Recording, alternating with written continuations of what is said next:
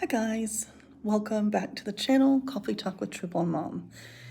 Very quickly, I want to talk to you and give you a couple of suggestions of 3 things that you can do right now to improve your emotional and mental well-being. Now, you might think, what could that possibly be that I haven't heard? It may be something you've heard before, but let's face it, the world has just went through a horrible year. A lot of people are still very much struggling with things like depression and anxiety and feeling totally disconnected. And it's a new epidemic that we have, I feel like, from everything I know and everything I've seen. I think that our country is in a mental health crisis. And yes, you can see a psychiatrist or mental health provider and get started on medication, get linked up with a therapist. Those are awesome ideas. But what I'm here to tell you has nothing to do with that. What I'm here to tell you is that there are other things that have been proven to also help improve one's mental well being. One of those is simply to get proper rest. When we don't get proper rest, our mind is not able to do its job. And more people who experience things like anxiety and depression often also struggle with getting proper sleep. They either can't sleep or they sleep too much. So it's important that you get adequate sleep, such as 7 to 9 hours a day or night, depending on if you're working day shift or night shift. But it's important to get proper rest so that your body and your mind can do its job.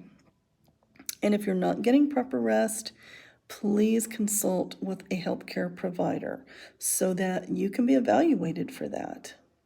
The second thing I want to mention is something that I've quoted for years of working in mental health, and that is we have to do things in spite of how we feel.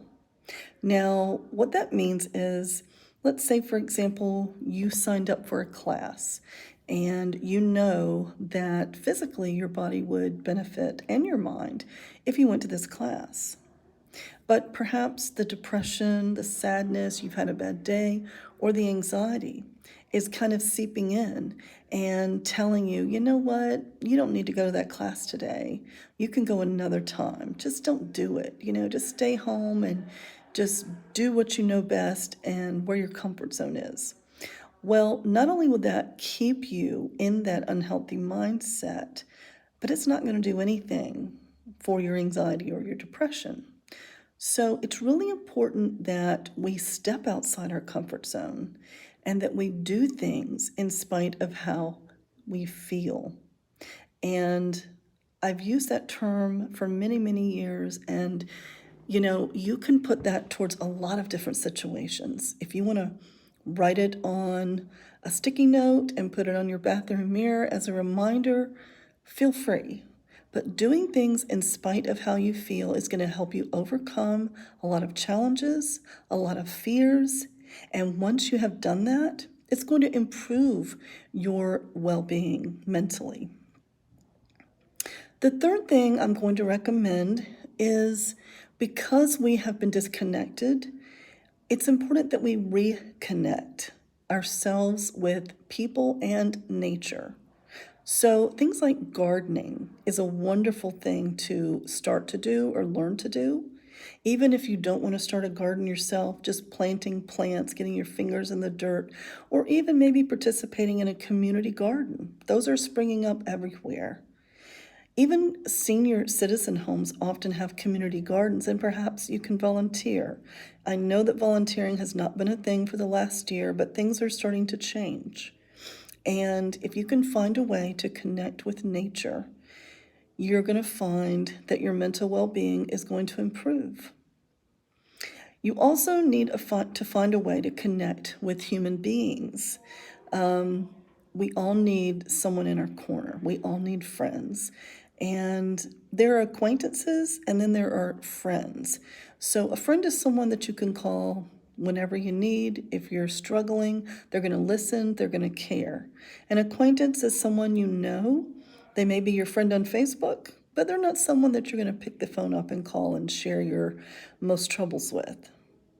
It's important that we define and differentiate between those two, and that we work towards cultivating healthy relationships with people, and that we reconnect or connect ourselves with nature.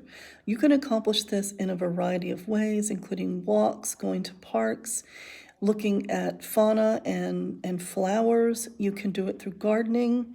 You can do it through hiking. There's so many ways to connect with nature. But you will find that when you do those things, you are not thinking about your problems. You're not thinking about your sadness or your anxiety. It gives your brain something else to focus on. And by doing that, it's going to improve your mental health. I hope you found these 3 tips helpful. Thank you so much for tuning in. If you like this kind of content, please hit that like button and subscribe and hit the notification bell so that you'll be notified the next time I upload. Thank you so much for watching, and I'll see you in the next video.